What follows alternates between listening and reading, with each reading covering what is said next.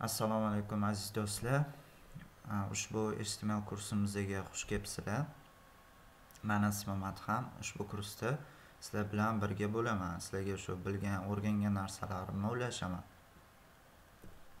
Kelinglar kurs haqida to'liq ma'lumot berib o'tsak. Birinchi navbatda ushbu kursimiz amaliy va nazariy qismlarga bo'linadi. Amaliy qismda kod yozsak, nazariy qismda bo'lsa, xuddi mana shu prezentatsiyaga o'xshagan tarzda bo'lib o'tadi. Xo'p, keyin kursimiz faqat HTML ga bag'ishlangan bo'ladi, CSS qo'shilmaydi. Biz ko'p kurslarni ko'rganmiz, ya'ni HTML o'tilganda CSS, JavaScriptlarni ham bir qo'shib o'tishadi. Lekin men unaqa qilish niyatim yo'q. Men faqat shu HTML dan dars beraman. Buni sababi juda ko'p. Ulardan eng kattasi ko'p boshlovchilar deylik shu dasturchilik sohasiga kirganda boya aytganimdek kurslar agar oladigan bo'lsa HTML, CSS, JavaScriptlarni birga qo'shib o'tgan video kurslarni ko'rib ancha qiynalishadi. Shuni inobatga olgan holda ham faqat shu HTML ga bag'ishlangan kurs bo'ladi. Shunda ko'plarimiz uchun qulay bo'ladi. Keyin faqat shu HTML ga kuch beramiz, ya'ni HTML dagi ba'zi bir biz bilmaydigan narsalarni ko'rib chiqamiz. Shuning uchun ham faqat shu HTML kursini qildik. Xo'p, kursimiz chuqurlashtirilgan ko'rinishda bo'ladi. Ya'ni kursimizning ichiga nazariy qism ham kirib ketadi. Keyin shu HTML dagi ba'zi bir taglarni ko'rib o'tamiz. Odamlar ko'p o'sha dasturchilar qo'llamaydigan kodlarni ko'rib o'tamiz, taglarni. Shuning uchun ham chuqurlashtirilgan ko'rinishda bo'ladi. Bu boshqa kurslardan bizning farqimiz. Ya'ni ushbu kursning farqi. Mashqlar deyarli yo'q. Sababi men o'ylashimcha, unaqa boshlang'ich dasturlash endi kirib kelgan odamlarga mashqlar agar beradigan bo'lsak, ancha qiyinchilik tug'diradi. Shuning uchun ham faqat shu video kursda ko'rganlarni kodda yozib o'rgansa, shuni o'zi yetadi deb o'ylayman ko'plarimiz uchun ham. Hop, keyingisi ko'p terminologiya va texnik so'zlar ingliz tilida bo'lib o'tadi. Sababi o'zbek tiliga agar tarjima qiladigan bo'lsak ham qo'pol chiqishi mumkin yoki kulgili chiqishi mumkin. Shuning uchun ham ingliz tilida bo'lgani yaxshi. Keyin yana bir narsani aytib o'taman. Meni fikrimcha, dasturlashga qiziqqan odam birinchi navbatda ingliz tilini yaxshi bilishi kerak.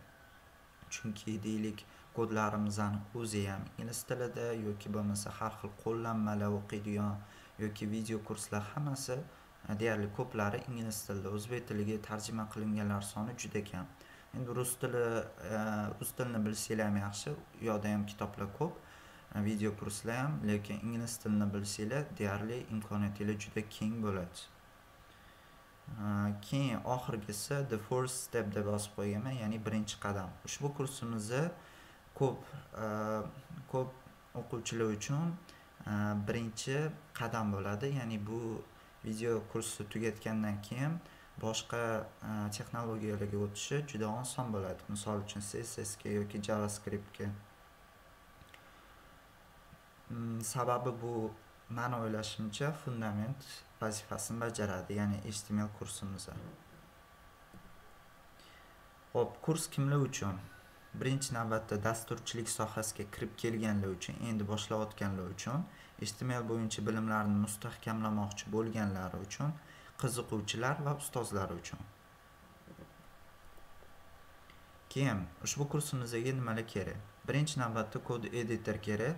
Kod editordan Visual Studio ni tanlaganman, ya'ni ushbu kursimizda Visual Studio da kod yozib o'rganamiz. Shuning uchun ham Visual Studio ni sizlarga tavsiya qilgan bo'lardim. Qovusda ko'radigan bo'lsak, qovusda opt, ya'ni optional deb yozib qo'yganman. Bu ixtiyoriy. Agar xohlasanglar boshqa kod editordan foydalansanglar ham bo'ladi. Misol uchun Sublime Text yoki oddiy Notepaddan ham foydalansanglar bo'ladi, lekin Visual Studio ni tavsiya qilgan bo'lardim sizlarga. Keyingisi brauzerdan Google Chrome'ni tanlaganman. Buni menimcha hammada bor, hammani shu kompyuterda Google Chrome bor. Bu ham ixtiyoriy, boshqa brauzerlardan foydalansanglar bo'ladi. Keyingisi daftar va ruchka. Bu ham ixtiyoriy, asosan shu nazariy qismda daftar ruchka kerak bo'ladi.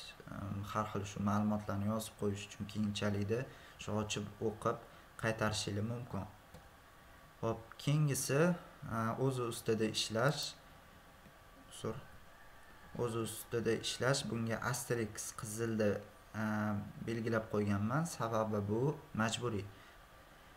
Har bir dasturchi o'z ustida ishlashi kerak deb o'ylayman. Shuning uchun ham bu majburiy. Xohish va iroda. Bu ham dasturchilarga kerak bo'lgan narsa. Ya'ni shu bitta dasturchilik sohasi emas, boshqa sohalarda ham hammasida kerak deb o'ylayman. Ya'ni xohish va iroda.